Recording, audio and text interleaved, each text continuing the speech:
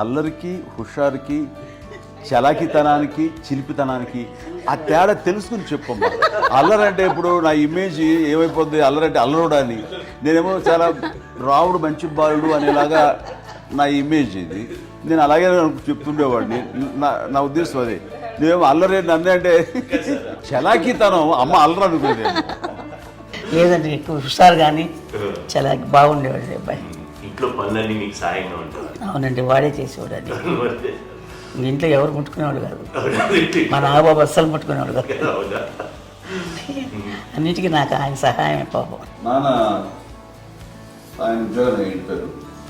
నేను పాక్కుంటూ అలాగా వెళుతూ వెళ్ళిపోయాను, నాకు తెలియదు. తర్వాత అమ్మ చెప్తుంటే లేదుగా మాత్రం కొన్ని కమ్మర కోలు ఉంది ఒక అది పెట్టి అది ఏడు కూర్చోతా ఏడుస్తున్నాను రోడ్డు మీద. అయ్యేసరికి వాళ్ళు 3 years. సో నన్ను వాళ్ళు తీసుకెళ్ళి వాడు కమ్మరకులో కూర్చోబెట్టాడు.